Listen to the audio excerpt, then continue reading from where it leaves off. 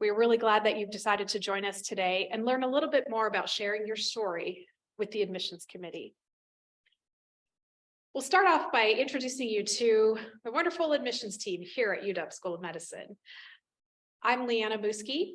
I am a family physician. I live and work in the northwestern part of Montana, where I serve my tribal community. I'm Salish and Kootenai from the Flathead Indian Reservation. I also have the pleasure of serving as the Associate Dean for Admissions for the School of Medicine, and I use she, her pronouns. You see on the screen in front of you the remainder of the admissions team, who you will hear from some of our staff members today, and you will be able to interact with throughout your journey into medicine. We're always willing to answer any questions that you have and help you along your way. So I'd just like to pause for a minute and acknowledge, and the School of Medicine acknowledges and honors that the University of Washington stands on the unceded land of the Coast Salish peoples, land which touches the shared waters of all the tribes and bands within the Duwamish, Suquamish, Tulalip, and Muckleshoot nations. Without them and the forced sacrifices they made, we would not have access to this working, teaching, and learning environment for our medical school students, faculty, and staff. But acknowledgement without action is not enough. So I hope you will stand in solidarity with Native peoples here and where you live and work, and reflect on how you might support Indigenous communities and take action. You can see some examples of how you might do that on the slide before you at realrentduwamish.org. The second webpage that you see notated there will give you an idea of what the Aboriginal and original territories are for different tribes, so you can locate who were the original occupants of the land that you occupy. So let's go over the agenda for this session. We have a packed agenda, a lot of information to share with you. So we hope that you will settle in, get ready, and come along this journey with us. So first, we're going to go over kind of the goals of our session. So we host several sessions throughout the year, and this particular one is really about how to share your story with the admissions committee. If you're looking for more of the nuts and bolts of the application process, you might, particularly for this season, you might check out a different session that we did earlier called the Essentials for E24. But here we're thinking a little bit more broadly about the components of what we're looking for in medical school applicants. So we're going to talk a little bit about holistic review. We're going to talk about the components of the application that our committee is looking at, specifically those things listed in front of you. Talk a little bit about some advice for re-applicants, as well as a Q&A session at the end. So hang in there with us. Please note that closed captioning is enabled. So if you'd like to see auto-generated captions, please click that option in your Zoom link, or if you happen to be watching us not live and on YouTube, check that out in the YouTube menu. So what are the goals of this session? Our goals for you is that we hope that the audience, whomever you might be, whether you're a prospective applicant or an admissions or a health professions advisor, a parent, a family member, or just somebody checking out medicine, that you will begin to understand the mission, vision, and values of the UW School of Medicine medical education program, understand holistic review and how the UW School of Medicine approaches holistic review and applies that to our admissions process, that you will understand the various components of our process specifically and how our committee evaluates applicants.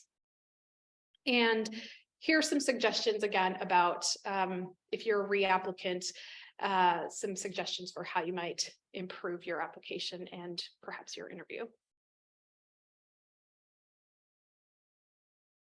So what is holistic review? If you are new to the process of medical school admissions, this may be a new term for you. If you've been through this before, or this isn't your first time thinking about medical school admissions, it may be familiar, but what it really does is it tries to take into consideration more than just one aspect of a medical student applicant's application and who they are. So we're really trying to help you learn how to tell your story, because that's what we want to know. And part of that is understanding you as a whole person. So we don't just make decisions based on one component, like your metrics. Those are the numbers like your GPA and or your MCAT score. We don't make decisions just based on the experiences that you bring with you. And we don't make decisions based on your innate attributes, the things that you bring with you to any situation that you're in. What we do is we take all of that into consideration as a whole, and we apply that to what the mission of our institution is. How do your experiences, attributes, metrics align with our mission as an institution who is charged with creating a workforce for the entire WWAMI region? You'll see noted here that the overall mission for the University of Washington School of Medicine is to improve the general health and well-being of the public. So we ask you to sort of help demonstrate and help us understand through your story how you meet that mission. So again, we use a mission-driven application process. And here you see in front of you the actual mission statement of the medical student education program here at the University of Washington School of Medicine. And really what we're interested in doing is meeting that overall mission for the UW School of Medicine in terms of serving the populations of improving the health of the public, but really doing that specifically with the kinds of students that we bring to learn and work within our medical school. You see there that our vision statement is also very much in line with, sort of bringing those students here, but really empowering those students to pursue their passion, the areas of medicine that are important to them. And so when we're evaluating medical school applicants, we're really looking at the components that you bring, the experiences that you have, the attributes that you carry with you, and how that really weaves into what we offer as a medical institution and how we can nurture those things that you bring with you and really help you grow into the physician that you want to be and that will serve our communities. You see listed at the bottom of the slide the values of our medical education program. We ask that our students, our faculty, and our staff really think thoroughly and are dedicated to these values as they move through different spaces within our communities and within our education programs. And so we hold those in high regard as students move through our program. Additionally, the University of Washington has some special commitments. So as you may or may not be aware, we are actually the in-state medical school for not just the state of Washington and in-state medical school, not just for the state of Washington, but we also serve in that capacity for the states of Wyoming, Alaska, Montana, and Idaho as well. So we serve 5 different states. 6 institutions of higher education are involved in delivering that education across those 5 states. And the School of Medicine itself is very committed to ensuring that all of the voices from those various states and institutions are heard and represented throughout. We have a commitment to training physicians in all specialties and to practice within the region. We recognize that all of the states within WWAMI need all different kinds of physicians, but we do recognize that there is a national shortage of primary care physicians. We've been a leader in the country of training people in primary care. So we really hold that in high regard when we're thinking about the kinds of students that we're looking for to join our institution. We also recognize the importance and the critical need for physicians who will serve underserved populations. So we're looking for students and applicants who have demonstrated that. Do you have a passion for a particular population that we know is underserved or suffers from significant health disparity because of that underserved nature? That's what we're looking for you to help us understand, because that actually meets our mission. But we are not unidirectional. We're not only looking for that. We also are a leader in research. We are a leader in academic medicine. So we're looking for folks who are interested in that as well. So anybody interested in advancing the knowledge and being a leader within the medical community, if you've demonstrated that, tell us about it. Help us understand that that also meets our mission. We also are very committed to ensuring that our institution provides opportunities for folks from all sectors of our communities.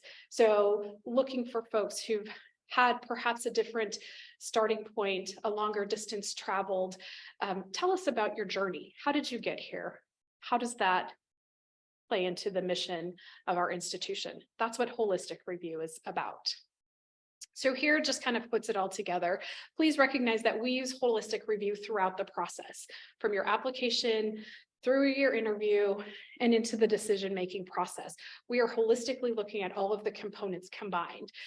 Not one or the other is any more or less significant or important.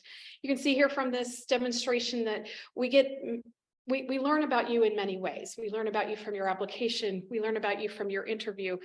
Within your application, you have other people who talk about you with your letters of recommendation.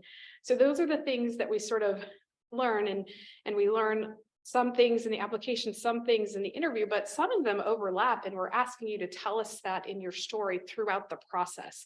So things like demonstrating your motivation. Why do you want to be a physician? Why do you want to be a physician over all of the other, possibilities in the world?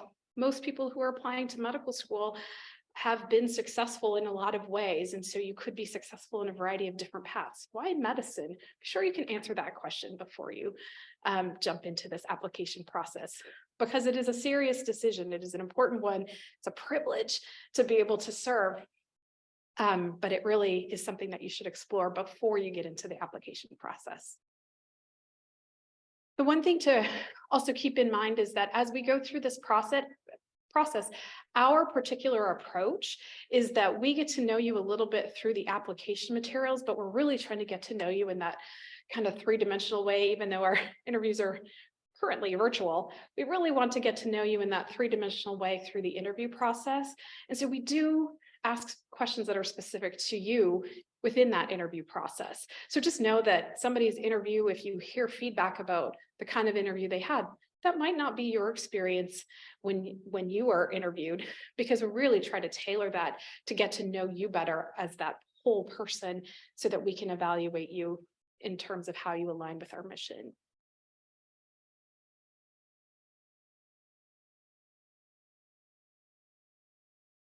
All right. So we're just going to move into the next portion. So we're going to, that's the overall introduction about holistic review and our mission, what we're looking for. Now we're going to get into the nuts and bolts. So I'm going to invite my friend and colleague Stella to introduce herself and talk to you a little bit about motivation.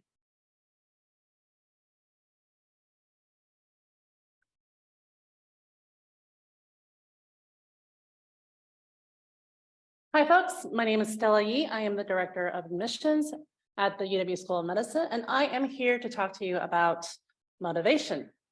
So, when you're applying to medical school, a common reoccurring question you're going to get is, why do you want to be a doctor? And a pitfall that we often see in the application process is when applicants say, I really love science and I want to help people. And it's true, but it is also very basic.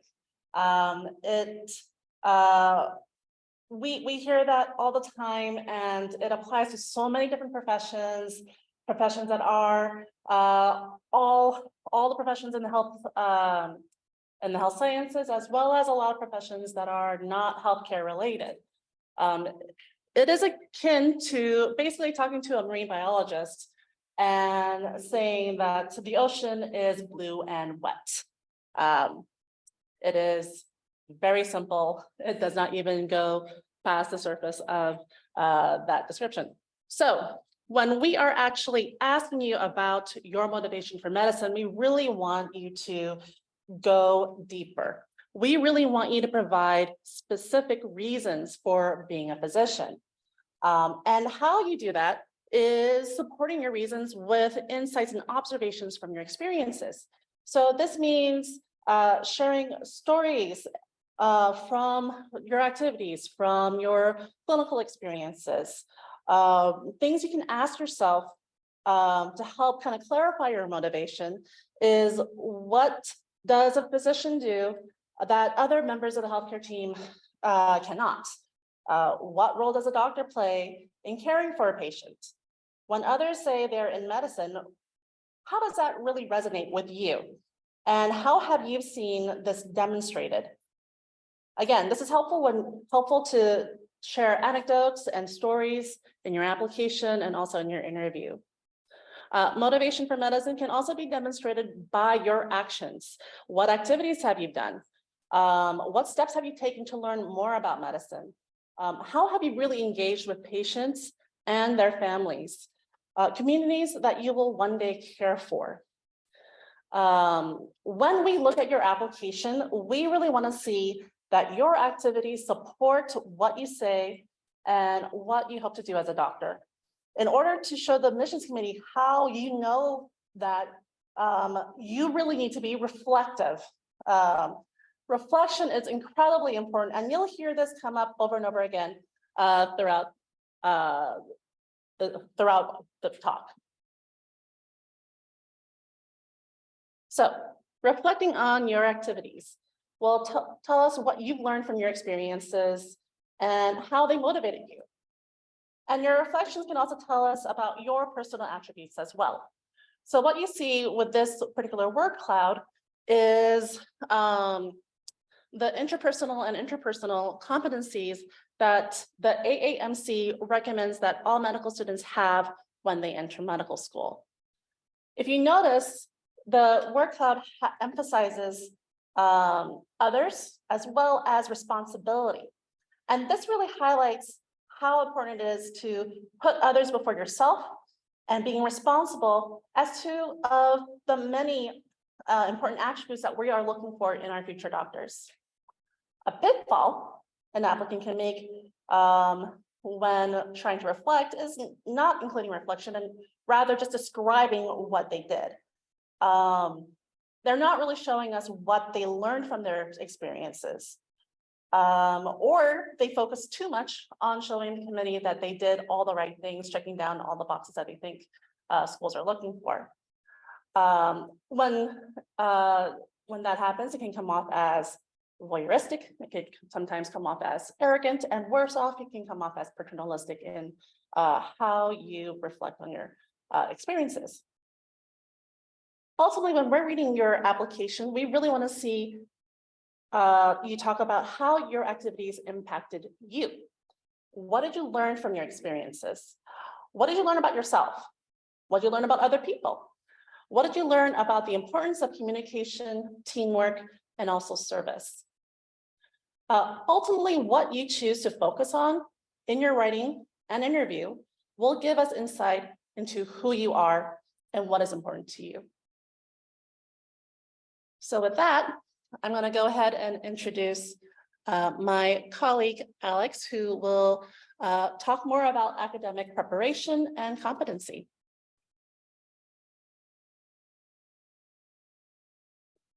Hi, everybody. My name is Alex, and I'm here to discuss academic preparation and competency with preparation to the application for the coming year.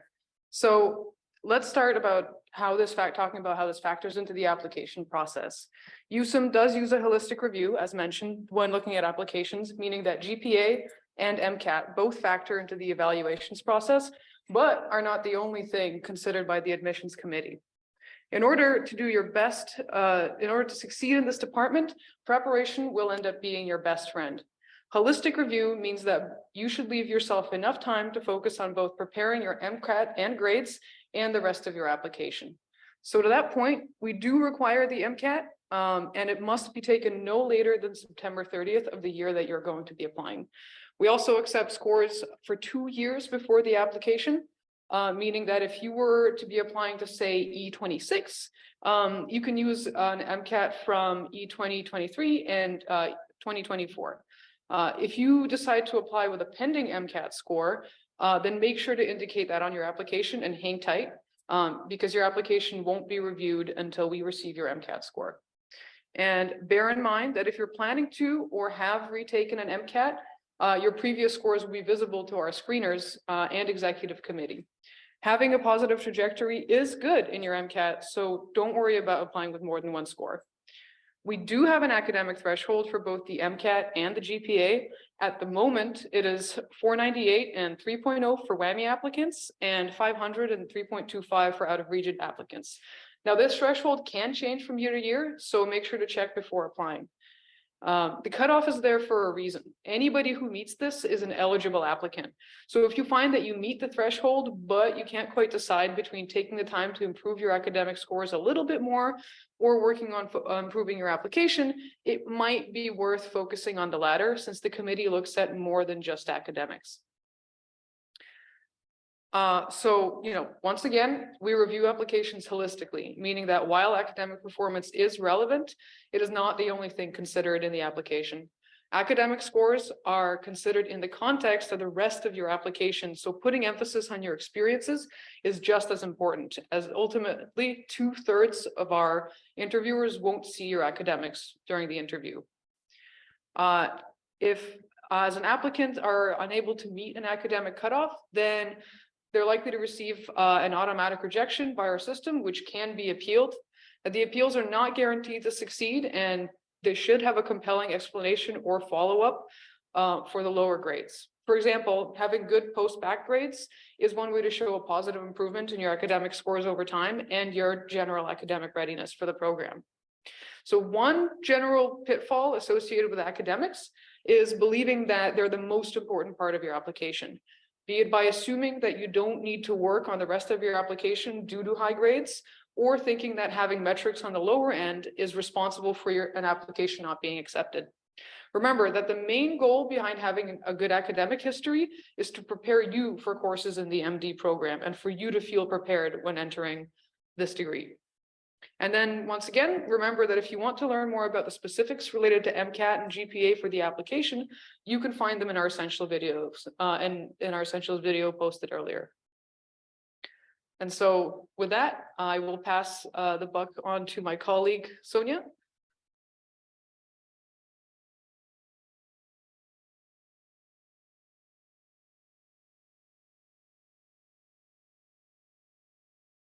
Hi, everyone. My name is Sonia. I use she, her pronouns, and I am going to talk a little bit about how our committee considers clinical experiences, a very important piece of the application, as I'm sure you can all imagine. We consider that term sort of clinical experience really broadly. So we are looking for evidence that applicants have gained insight into direct clinical care. This means that not only have you interfaced with physicians as part of your exploration process, but that you've also reflected and demonstrated what you've learned about medicine and about yourself in the application and the interview. No big deal, right?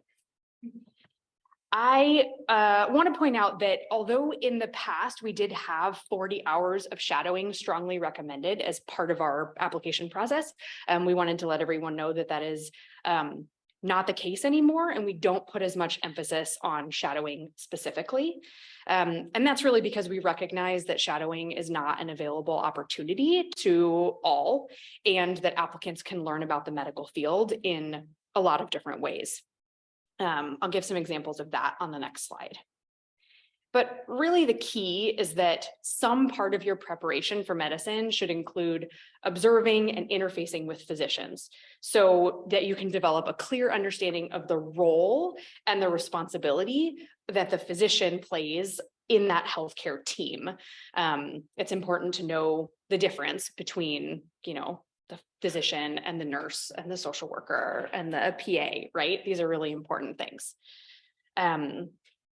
So I've listed here on the slide some of the reasons why clinical experiences are really important for applicants. And we just really want you to experience those, explore their experiences fully. Medicine is a big commitment, as you may know, and we really want you to have a strong understanding of the role of a physician and really what that looks like on the day-to-day basis. So the reality as opposed to an ideal of what we sort of hope a physician might be able to do. It's very important to observe and reflect upon the relationships between the patient and the physician and to consider the perspective of both. We have often seen that applicants who've reflected in depth in their clinical experiences are able to really reflect well about their motivation and their goals in their application and in the interview, and to understand why being an MD is the right thing for them. So I've lifted some experiences here that can count towards clinical experiences. The list on this slide is not exhaustive, but we get a lot of questions about what counts, and so we just wanted to put some things down here so that you have a sense of what that looks like. But really, the most important thing is that if you've learned something from the experience that's relevant on your journey to being a physician, then we want to hear about it. It's essential, though, that at least some of your experiences and reflection include interfacing with physicians and witnessing that physician-patient relationship. We want to make it clear that more important than the name of the experience, the number of hours of time that you've spent somewhere, is, again, what you've taken away from it and what you share with the admissions committee about it, again, in both the written application and the interview. In thinking about experiences that don't interface with physicians directly but are clinical, these can certainly be valuable, and they can help supplement your application, but should not be your only clinical experiences. Really, our general advice when it comes to exploring clinical experiences is to not do something that is box checking. So don't only do something because it might look good on an application. Do it because it's interesting to you and it will prepare you well for your future goals. And even if you think something might be interesting to you and then you learn that it isn't, that's really valuable too, right? So we want you to choose experiences that you're interested in about, that you're passionate about, and because you're going to get the most out of those. The pitfall in terms of clinical experiences is really about reflection. So not including any reflection, just saying, I shadowed Dr. X for this many hours and I witnessed these procedures in the OR, right? That doesn't tell us about what you learned from it. The other pitfall, as I've said before, is just, having clinical experiences but not having that sort of experiencing that direct relationship between physicians and patients.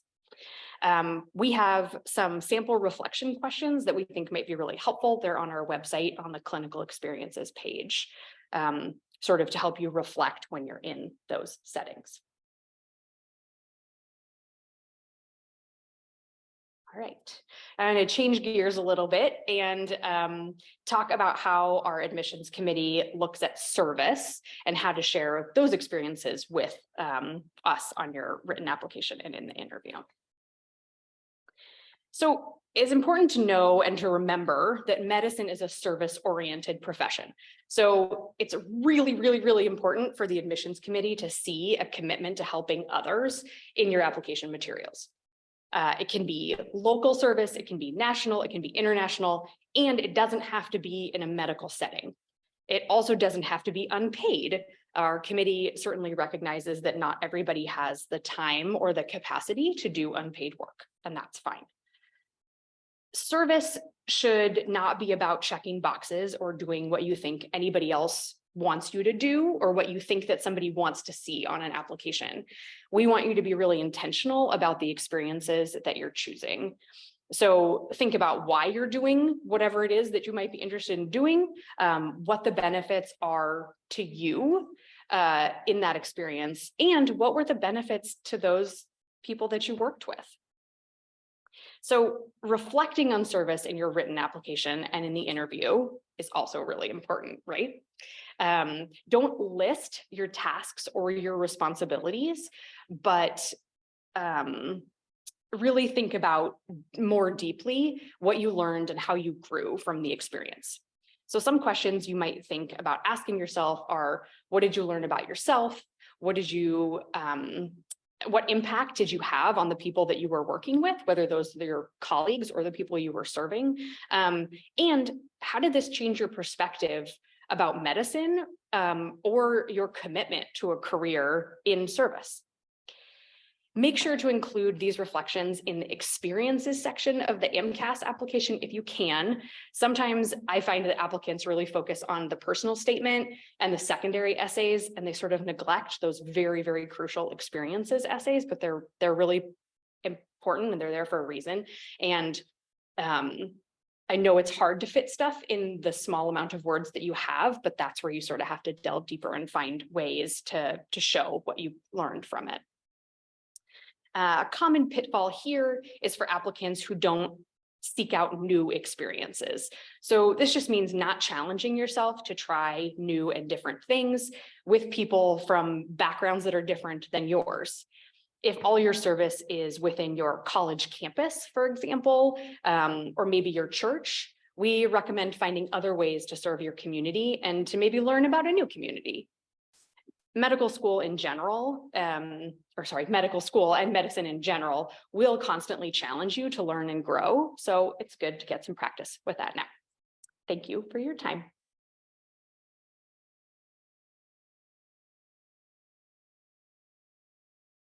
All right, so back to me. I hope that you're enjoying what you've learned so far. We're getting down to the lower part of our agenda as promised earlier. So now what I'd like to do is take a little bit of time to talk to folks who might be re-applicants. We get a lot of questions directly to our email address, and there were several questions that came up, sort of during prior to this presentation. So we want to be sure that we're helping re-applicants understand the approach that we think is, relevant and best to take. So one of the things that we have found is that many of our applicants who are unsuccessful in one time or two often are in a big rush to reapply. And then they're frantically trying to figure out what was the one thing or the two things missing? How do I stand out? All of the different things that were being asked. And sometimes it's just about timing.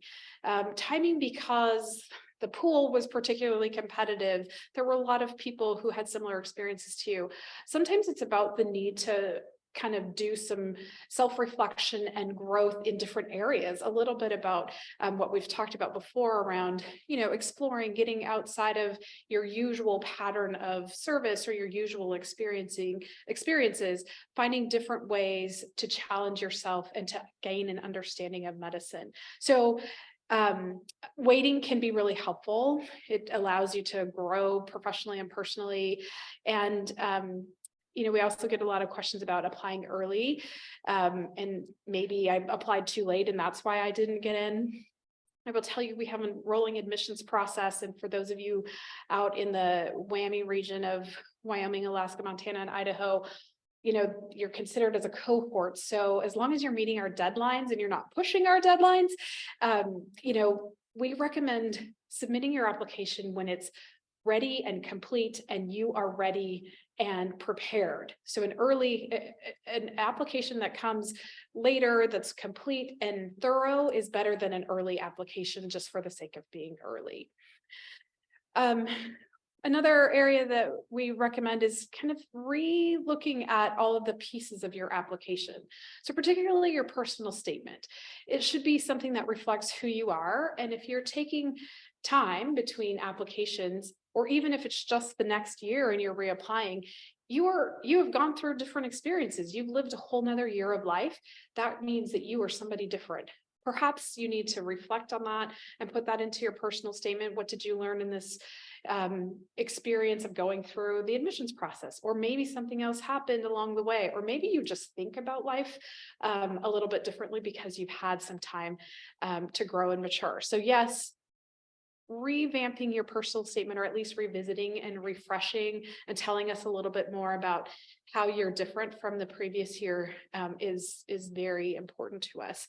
Again, trying to continue to tell us your story. So ensuring that you're not trying to figure out the system and figure out what it is you think the committee wants to hear, because what we want to hear is who you are and what are the things that are important to you, what is it that makes you tick, and how will you contribute to the overall sort of fabric and tapestry of medicine, particularly at the University of Washington School of Medicine.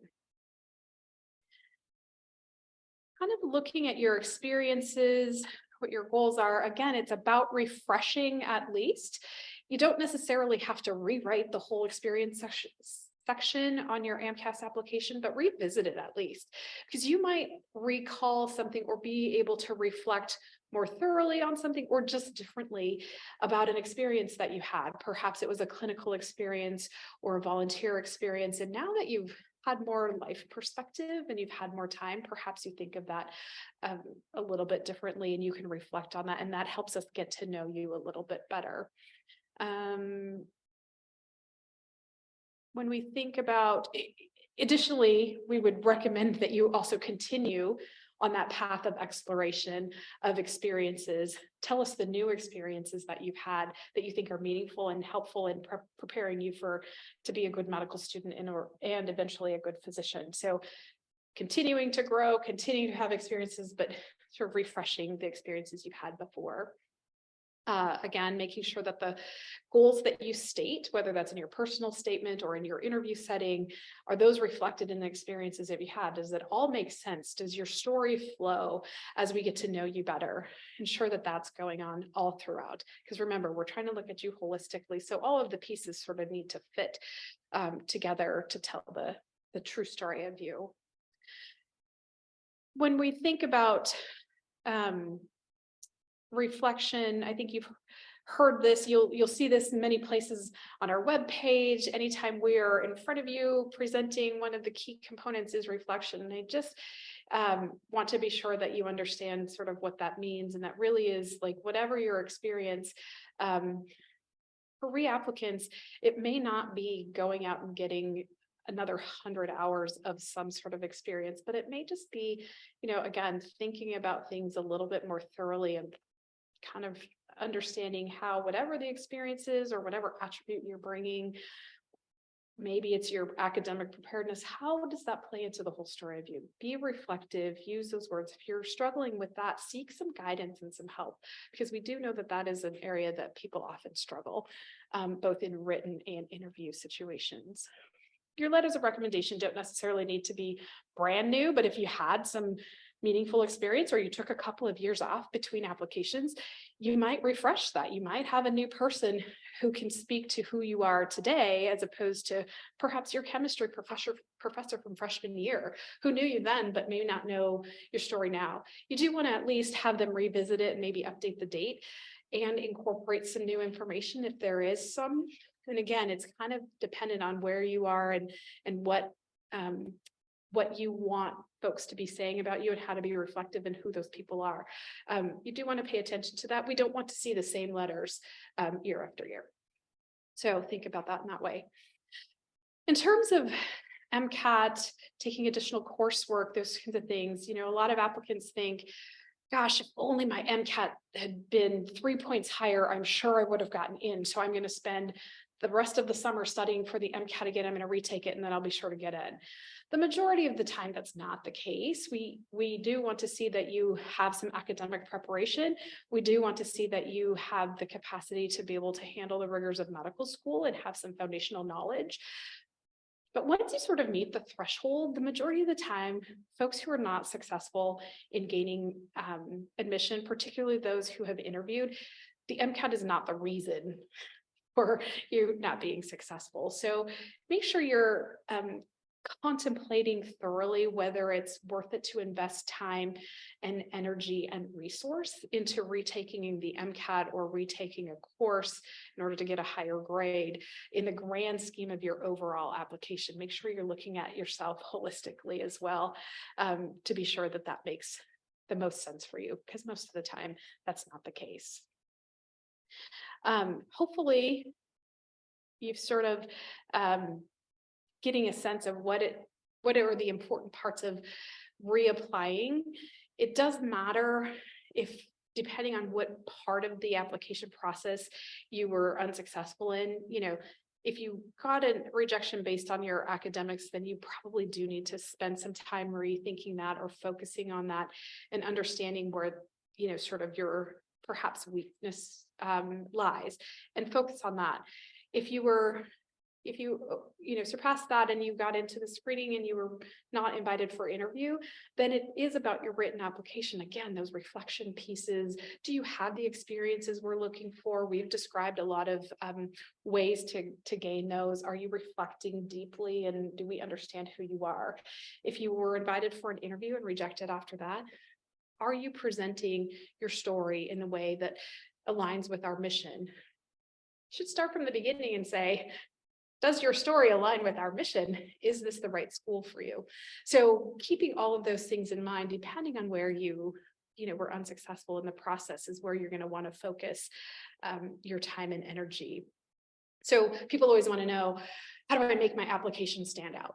It's not about making your application stand out. The ones that stand out, quite frankly, are the ones we probably don't accept because they're standing out for the wrong reasons. What we want to know is, how do you fit our mission? How do you align with the workforce needs of our region, of what we hold in terms of our values and our mission overall? Tell us how you align with that and what you've done to prepare to do that. So one of the pitfalls, as we're talking about for reapplicants, is that your application doesn't really reflect your current story. So just keep that in mind. I think we've talked a little bit about that. You've grown, you've changed, you're a different person.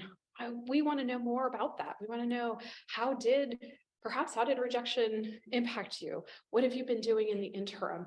How have you changed and grown? How will you apply that experience to medical school and being a physician and beyond? So if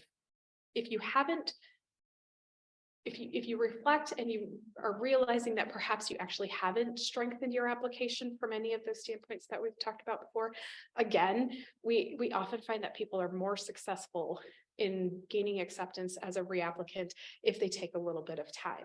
So haste is not always the best approach. Make sure you're ready. We want you to be ready. We spend a lot of time evaluating our applicants to ensure that they're ready. So we want you to do the same thing. So that would be our advice to avoid those pitfalls for our reapplicants. So with that completes the sort of presentation portion of what we wanted to share with you today in this advice from admissions, learning how to tell your story to the admissions committee. We've covered a lot of ground. Hopefully we've fulfilled the goals that we set out at the outset. We did ask and give you the opportunity to ask questions prior to today's webinar. So I do have a few of those. We're going to enter into our Q&A portion. For those of you attending live, we do have the opportunity for you to submit questions in the Q&A associated with the webinar. So please feel free to do that. I'm just going to go ahead and roll through some of the questions that we did receive from some of our attendees prior to the start of the session today. And one note I want to make for those of you attending the session live is that if you're wondering sort of where we are and what we're doing, we're streaming to you live from the Health Sciences Education Building, which is the brand new building on the UW Seattle campus. And it is the interprofessional building for all of health sciences for our students to utilize. So lectures, there's study space, there's a library, there's some personal space. It's really well lit. You can't see any of that. We wanted to come to you from a space that really is hopefully where you aspire to be. And we wish we could take you on a tour and show you the rest of the space. It's fabulous. But that's where we are today. So if it looks a little odd, we're not in our usual kind of Zoom format. That's what we're doing today. So we welcome you into our learning environment. One of the questions that we had prior to today's session was about the timing of application and should I apply? Is it best to apply early? I think I covered that a little bit earlier, but I just want to emphasize that we really want your application to be complete and your preparation to be thorough. So getting it in the first day after the cycle opens does not give you any more advantage than the person who gets it in later in the cycle. Now, we want you to be careful because there are several steps that you have to go through. So deadlines will come and deadlines will go. You should not wait until the day of. We prefer you not wait until the day of of a deadline to submit all of your application, particularly when it gets to the secondary application. If you are submitting a secondary, please give yourself some grace time. There are multiple components for your secondary to be complete. And if you haven't completed all those by the time the deadline comes, we cannot accept your application. So early isn't necessary. It doesn't give you an advantage. We really want your application to be thorough and complete. We also get questions about, this one says, what are some specific aspects you're looking for from prospective students? Well, gosh, I hope that today we've covered much of what that is, but I think the reality is, as I've said, and my colleagues have said several times, that you can, we're really looking for people who meet our mission, who have prepared, who are prepared in a way that's not just the academic preparation, but really have thoroughly explored what they're getting themselves into and are ready to make that commitment to a lifelong profession of service and science. So having a combination of those things, there's not one particular thing we're looking for. That would be really boring. We would have a boring class of students if we looked for one thing and everybody had to have the same thing. We recognize that we are looking for students, and what we look for in Montana may be different than what we look for in Washington, Alaska, Montana, or Idaho. So just keep that in mind. We want to hear the story of you and what makes you unique and how you fit our mission. How should people spend what many people will call a gap year? We don't have a prescription for that. What I would say is that rather than calling it a gap year, we like to think of it as a professional development or personal development time, because it doesn't, one, it's not always just a year. And two, we don't think it's a gap. There's not something missing. It's time for you to grow and develop more around your own experiences, your service work, perhaps it's academic preparation. So it depends on the person. There is not, like I said, one prescription for how to spend a professional or personal development time. Take the time you need, come to medical school when you're ready, and ensure that you're adequately prepared. That's what you should spend your time doing. This is specific to a program that we have, which is TRUST, which is our targeted rural and underserved student training program. And we have TRUST students in each one of our sites. And we're really looking for people who are interested primarily on the rural portion of it, to some degree the underserved. And it depends on the cohort that you apply from, how many TRUST seats there are in each class. So you really should look into it within your own cohort. But really, if you're thinking about applying for TRUST, we hope that you're thinking about eventually becoming a rural physician or serving rural communities. So demonstrate that. If you're not from a rural community or didn't go to a rural high school or have some connection there, you probably should spend some time in a rural community. Make sure that works out for you, that really does jive with like who you are and how you want to be of service. So we get some, much of preparing for medical school application actually comes in your undergraduate degree. All of the coursework that you take, we want you to meet our prerequisites as well as taking the MCAT. So we tend to get a fair number of questions about academic preparedness. So this one comes from somebody attending live today. And it says, what is the process for appealing an initial MCAT GPA rejection? Just so you know that we talked a little bit earlier about our, sort of the metrics that we have an expectation of that people will achieve. If you fall below one of those and you're automatically rejected because of that, there is a process by which you can contact our office and let us know that. And again, it's a little bit about telling us your story. Tell us what the circumstances are. Perhaps you have get a low GPA that didn't meet the threshold, and you have taken coursework subsequently. We need to know that. We will consider that and perhaps provide an opportunity for you to advance because of that. Additionally, if there were some unusual circumstances around taking the MCAT, we want to hear about that, and we may be able to sort of take that into consideration and move you through the process as well. Is it worth it to apply if my MCAT and GPA are low, but I have other strong parts of my application? I guess it depends, like what I just said. What are your definitions of low? Do they meet our minimum standards? If they meet our minimum standards, then, and you have a strong application otherwise, and you can describe to us a little bit about perhaps why, what were the circumstances that led to that, and you feel adequately prepared for the rigors of medical school, all of those things have to be true, then it would be worth applying. If not, you may consider taking some time to ensure that you feel academically prepared, because it's not just about hoops that we're asking you to jump through. We don't ask you to take coursework just for the sake of taking it, but really because those are foundational elements of scientific knowledge and knowledge about the humanity of the world that you need to know before you come to medical school, because you'll learn them again, but it comes in this fast and furious way that if you don't have some recognition of those concepts, you will be overwhelmed, and medical school will be particularly challenging. And we have seen people struggle from that aspect. So make sure that you're prepared. That's the biggest piece. If you need to explain to us a little bit about circumstances around academics, we're happy to take those into consideration. Another question about metrics was also about lopsided metrics. My GPA is lower than average, but there's an upward trend and I have a strong MCAT. That's what we want to see. Many of us, myself included, I was a first generation college student. I did not know what the heck I was doing when I got there. So I didn't have the greatest grades the first couple of terms in my undergraduate degree. It took me a while to figure it out.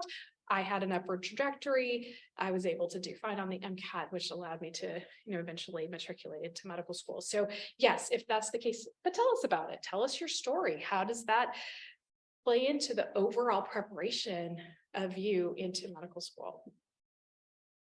The other one, is there a time in undergrad when we should be focusing on clinical hours or research? I say, I don't know that there's a particular time to do any of this. This is your story, your journey. We don't keep track of like, oh gosh, when they were, in their second year of undergrad, they, slacked off and they didn't do anything extra. Well, I also don't know what was going on in your personal life. I don't know all the things. So we're just looking for, what does the overall story look like? How have they put it together and how does it make sense? So if it makes sense for you to take a year and do research between sophomore and junior year because you got an opportunity to go study abroad in England and do research, do that if that makes sense to you. And then just tell us about it in your story. There's not a right time.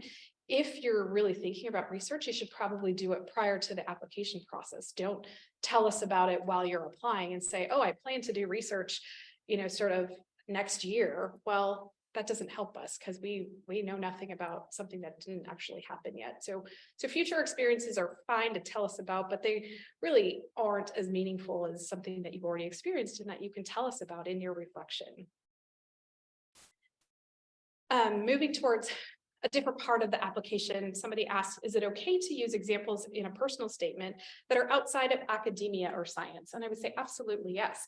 You are people, you are humans, you have experiences that are meaningful and impactful. So it doesn't have to all be about science and academia.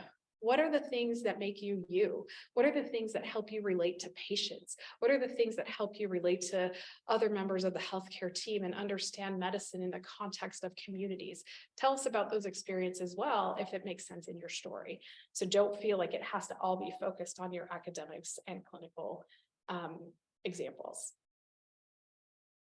Another question, if someone has to work full-time while in school, how many volunteer hours are expected? And is this taken into account?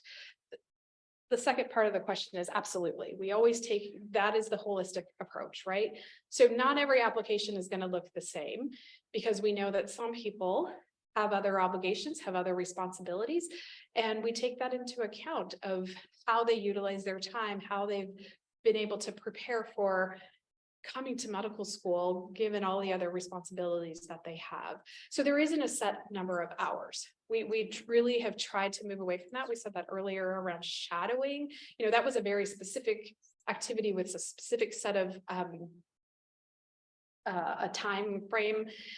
attached to it. And we realize that that's not the reality of how medical school applicants are existing now. So definitely, do what you can, do what's meaningful, be intentional about your experiences, all the things that we've talked to you about today in terms of, but you do need to demonstrate some, sort of understanding of how medicine is a service profession, and how does that feel for you, and how does that work for you? Even if it's not very many hours, it's how valuable is the experience and how do you reflect on that? So yeah, make sure that's what you're telling us. Again, the average shadowing hours for accepted versus non-accepted students. We don't track that. We actually don't care how many hours you have at this point. It really is about how meaningful was it to you?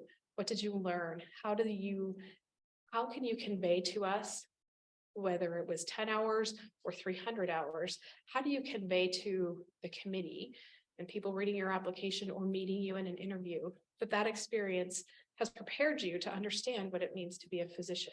How has that prepared you to understand what it means to interact with patients in a very vulnerable position or situation? How does that prepare you to be a leader in a situation? How does it prepare you to be a team member or a colleague? How does it prepare you to critically think about something on your feet when something comes at you that's unexpected? All of those things are what it means to be a physician. So the experiences that you have, there's no set time, there's no set hours. Those are the things we're asking you to consider when you're thinking about your clinical experiences. I just wanted to look at, let's see, I'm going to go back to the application pieces. What do you look for most in letters of recommendation? If someone only has 3 letters, is that okay? Yes, 3 letters is our minimum requirement. You can submit up to 3 additional letters if you so choose. What we're looking for is for someone to help us understand how you interact with other people in different settings, in different situations. So you're really going to want to choose letter writers who know you well and who can speak to your strengths and the attributes that you have, the skills that you have acquired, to how you contribute and how does that relate to medicine. So be thoughtful in selecting your letter writers. They should be somebody who does know you. That definitely is much more valuable to a committee member than having a random professor write you a letter because you got an A in that class. If they don't really know you, it's harder for them to write a letter that really helps us understand you better. Sometimes it's helpful to give your letter writers specific things you want them to talk about. So if you did research in a lab, you might want that person to really reflect on, sort of your skills and abilities as it applied to the lab. And maybe because they may know less about how you relate to patients or, sort of other people. On the flip side, if you're asking somebody to write your letter who from your volunteer work, that in wherever you serve, they may be able to reflect much more on how you support other people and how you show up and how you are able to put others' needs above your own, that you came in and even when there was times that you weren't scheduled or whatever the case might be. That's what they might be able to speak on for you. So 3 letters is fine. Make sure there are people who really do know you and can speak well about your various attributes. Try to balance them if you can, maybe an academic one, maybe a volunteer one, maybe a clinical experiences one. If you've worked with a physician and you feel comfortable enough that you got to know them and they got to know you, it is helpful to have a letter from a physician because that's what you're trying to do, right? But if you don't, that's okay too. It should come from people who really know you. Let me see, there was one other thing. Nope. So moving towards the interview. So how can students prepare for the interview? Great question. Variety of different ways. I mean, part of it is understanding the role of a physician and that majority of physicians spend a lot of time speaking to people. So putting yourself into positions where you have to interact with people frequently to understand, is that a strength? Is that something you enjoy? Are you able to do that? So maybe that's through a work employment opportunity. You know, you work in service industry, you work in customer service, you know, sort of put yourself out there. Maybe it is your volunteer work. Are you able to connect with people and interact with people? Because what we're looking for in the interview is how to take your written, the written information and experiences, and then how do we get to know you? How do you think on your feet? How do you problem solve when you're in a situation where you're with people you've never met before and they're asking you, you know, sort of questions on the fly? So some of it is that, and then there are ways to practice for an interview.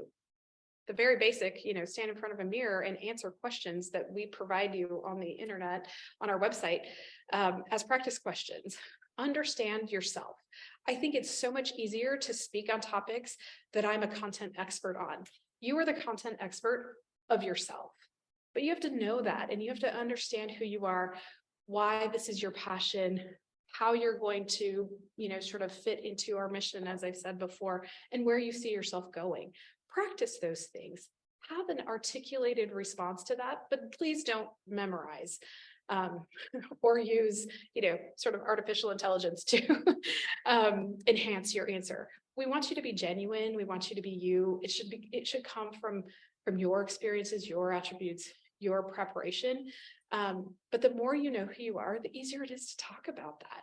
I just think that that's what one of the pitfalls of folks in the interview is, really just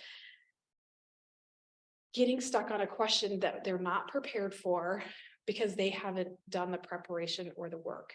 How do you problem solve? Do you know your strategies? What kind of leadership style do you have?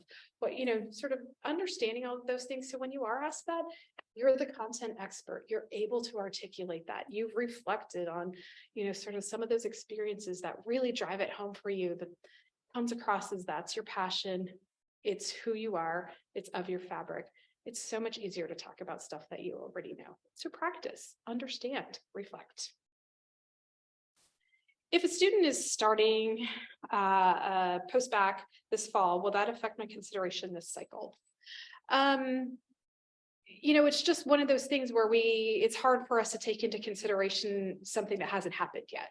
So if you're doing that because you feel like you need to strengthen your academic preparedness to demonstrate that you're ready, then perhaps this, as I said before, there's no problem. There's no reason not to take some extra time, submit your application when you're ready, not because you think you've checked all the boxes. So it's a very individualized, you know, sort of situation for you. I would say if you're doing it because you want to brush up on some, you know, coursework, but you did fine in the MCAT and you have passed classes similar before, then you're probably fine. But if it really is like this unknown, like, I don't know how I'm going to do when I buy a 300 level biochemistry course, I'm taking one this fall, I guess we'll see. That's probably not an approach that I would recommend, because, you know, that could come back to, you know, sort of bite you in the end. So make sure, again, you're just being intentional and deliberate about, you know, sort of your journey and your path and your preparation. So when we think about,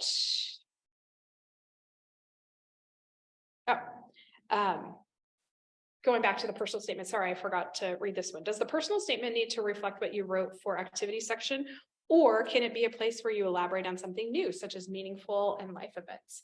I would say your personal statement is your personal statement. You can have it say whatever you want. What I would recommend is that when you look at your application, or more importantly, when somebody else looks at your application, does it tell the story of you? So you need to tell us all of the experiences that you think demonstrate your preparation.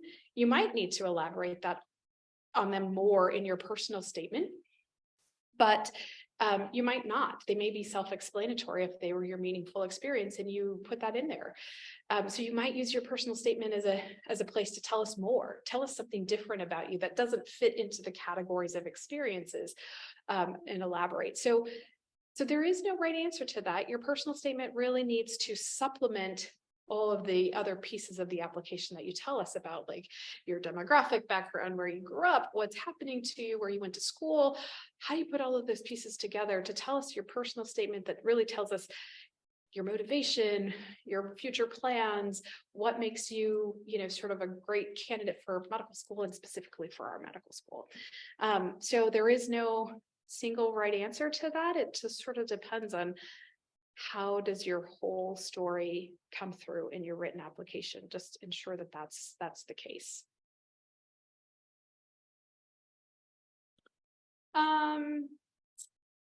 So kind of shifting a little bit, one other thing. So this is a question kind of in general about UW School of Medicine, and it says, do different campuses look at applicants differently, like Spokane versus Seattle? To some degree, I would say yes, because Spokane is again, our mission at the School of Medicine is to sort of improve the health of the public overall, and particularly in our regions. So we have campuses in each of these spaces because each of those regions has a unique need in terms of workforce. I mean, overall, our workforce is in need of all kinds of good physicians. At the end of the day, I hope that who we are attracting are good people who will become good physicians and do good things in the communities that they serve. That's really what my personal kind of mission is. But when we look at the different cohorts, of course, Spokane feels strongly about finding people who are interested in serving the communities of Eastern Washington. Seattle is a little bit less so. You don't have to be tied to Western Washington necessarily, but perhaps there's just a little bit of a different influence. So a little bit we're looking for some things differently. But like I said, in the end, we're really mission focused. We're looking for people who are good people, who are going to be good physicians to serve communities in good ways. So kind of yes and no. Okay, so the other things I have are about re-applicants. So for a re-applicant, if we find that our answers haven't significantly changed since last submitting the AMCAS application, should we reword our responses or keep them the same? Again, I think we talked about this before, but look at them, refresh them, I guess is what I would say. If you have nothing else to add because what you're reporting is an experience that you did and it was this many hours and you've reflected as well as you can about it and nothing has changed, leave it, that's fine. If it's an experience that now you think about differently, or you've perhaps had an additional experience that gives you a different perspective on what that, sort of the meaning behind that was, update that, help us understand who you are and what happened. And then of course, report any new experiences and be sure to reflect on those. How would you suggest talking about clinical research? Focus on the research or the academic part of patient interactions, or separate them? Gosh, yes, and yes. You can do it however makes sense to you. Again, there's no one right, perfect application. We just really want to know what you did, what it meant to you, and how do you apply that to your pursuit of medicine. So if the important aspect of it was learning the research fundamentals of what does it mean to do research and what are the challenges and rewards, and how did this improve you as a person or as a professional, focus on the research piece of it. If really you went there day to day and you were just blown away by being able to sit with patients in their, sort of vulnerable state and talk about whatever the, sort of focus of your research on, but what moved you and drove you, then you probably should focus on that piece of it. We want to know, what did the experience do for you? How did it prepare you to be in medical school and be a physician? Do you see yourself doing clinical research eventually? Because many of us, me included, I had no idea that clinical research existed. Of course, I knew on some level, but I didn't know what it meant. And now as a practicing physician, I get to participate in some clinical research and it's fabulous. So, but it was never part of my personal statement or my experiences section. So it was not anything I spoke to. But if it's something that moves you, whether it's that side or that side, talk about it in a way that's meaningful for you and that helps your admissions committee member understand who you are and what's driving you. If you did clinical research and you're like, ooh, I realized that that is not what I want to do. And tell us about that too, and why, because maybe you really like the patient interaction side of it. And the research part was just, sort of this extra thing you had to do that really didn't stimulate you, or vice versa, that you were like, oh, it's really challenging to see people in this situation. And that is not, I'd rather see, sort of more preventive medicine, or maybe I want to be a radiologist or something like that after I did this research experience. So tell us what you learned. Tell us what it meant for you. Somebody asked, I'm non-traditional and have been out of school for a long time. Any experiences or reflections that are pitfalls? And also, is it recommended to take new classes? What about letters of recommendation? I always love when people classify themselves as non-traditional students, because I will say that in the actual, sort of course of medical school admissions today, I don't know what a traditional student would look like. The majority of the students that matriculated into our institution have been away from their undergraduate degree at least a year. So lots of people are, and some of them many more years than that. So for folks who are in that situation, we really are interested in the perspective that you'll bring. Are you shifting a complete industry change? Have you been out of the workforce for a while? So it sort of depends a little bit about your story. Again, I know I sound like a broken record. I keep coming back to this, but it's unique to you. So when you're talking about your experiences and reflections, they're going to be different. We still do expect you to have spent some time exploring the clinical world and patient interaction, patient care, roles and responsibilities of physicians, and make sure that that's right for you. Typically, people who are coming to us long after undergrad have done some, exploration somewhere along the way and are coming, sort of with eyes wide open. But we want to know, how did you get there? So help us understand that. In terms of pitfalls from those, it's going to be hard to convince your admissions committee that you're ready and want to go to medical school if you, sort of go on and on about your other career and how amazing it was and how you, sort of are sad to leave it and sort of wish you could still be there. Like, I guess that would be a pitfall if you don't help us understand the leap from one career to the next, or why the change, or how it is that you're coming to medicine at a different stage than perhaps I'm guessing what was meant by this question was the sort of traditional trajectory and time in life. The recommendation to take additional courses, our requirements don't tell you you have to if you meet our prerequisites, but I will say that there is a lot of information that you need to be familiar with right at the outset of medical school, particularly in basic sciences. So if that is something that you haven't thought about in a hot minute, you might want to take some classwork to, sort of help you be confident and be prepared for the content that you will be expected to not just master, but also integrate into a clinical way of thinking. So we really think undergrad is there to prepare you with the fundamentals and sort of this foundational knowledge. And then when you get to med school, you get to learn all of that again, but then you learn it in a different way, that you're integrating it and then applying it to clinical situations. And so it's just a very different way of thinking about it. If you haven't done some of that foundational work in a minute, you might think about whether it makes sense for you to retake classes or brush up. And then letters of recommendation, you should really get them from people who know you currently. If you're many years from undergrad and you're thinking you need a letter from your chemistry professor, I would say that's probably less helpful if they don't know, unless they know what you've been doing in the interim in terms of your career and how you've been preparing to be a physician. So this, I forgot when we were on the personal statement, what perspective is most interesting for the committee to read in a personal statement? I would just say that your personal statement should be your personal statement. It's about you. You present it in the way that makes sense to you. I think sometimes people feel like, oh, I will stand out if I, sort of write in a unique narrative, or I present it from a different, personal perspective, or or if I use a different sort of structure to it, I will tell you that, again, we're just trying to get to know who you are.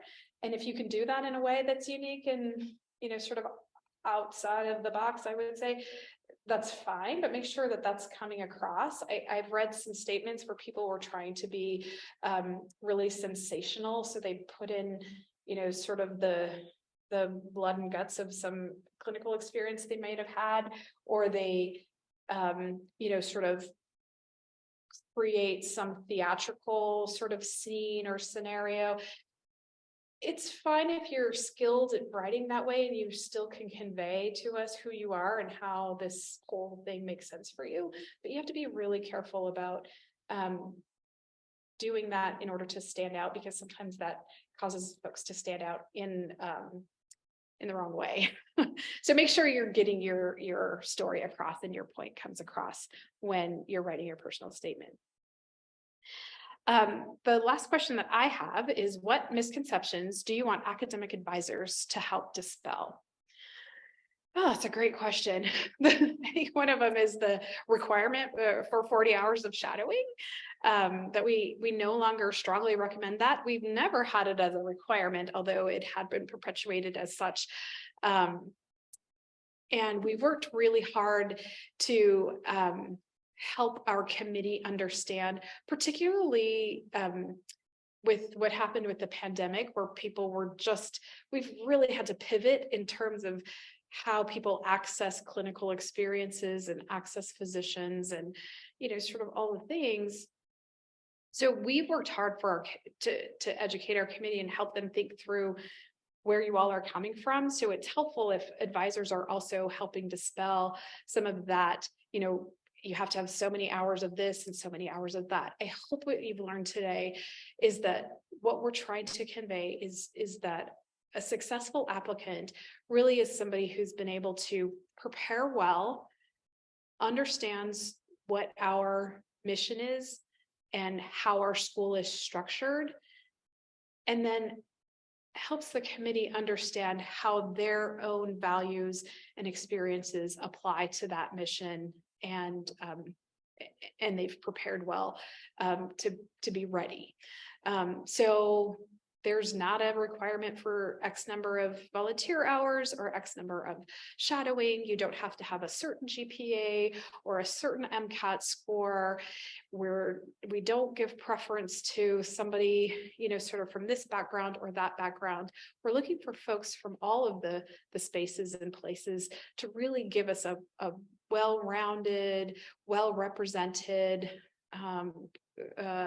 student body who's going to thrive in our very unique educational setting. So that's the other piece, is if you're an advisor, help your students understand the WWAMI model, to know that you've got to be fairly flexible and willing to get outside of perhaps your comfort zone, because we require you to travel throughout WWAMI once you get to be a clinical student. And that might mean going to places that you never thought you would go, like Alaska or Wyoming or Idaho, Montana. Or you may be in an urban setting like Seattle if you're from Wyoming, and that may be, sort of not for you. So understanding what you're getting yourself into, helping dispel some of that. I think those are the things that I would lean on our advisors to help us help our applicants understand. Tell your story, come prepared. Don't do things for your application, do things because they make sense to you, because it's your passion, and because it helps you prepare to be a medical student in a good position. So I'm looking over at my team to see if there are any further questions that we can answer today. Okay, so we are good to go. So we really appreciate you joining us today. We have all of our contact information on the slide before you, so hopefully you've had some time to jot that down. You know where to find us. We wish you all the best of luck in this or any future application session or season. And please reach out and stay connected with us. We really have enjoyed our time today. Take care.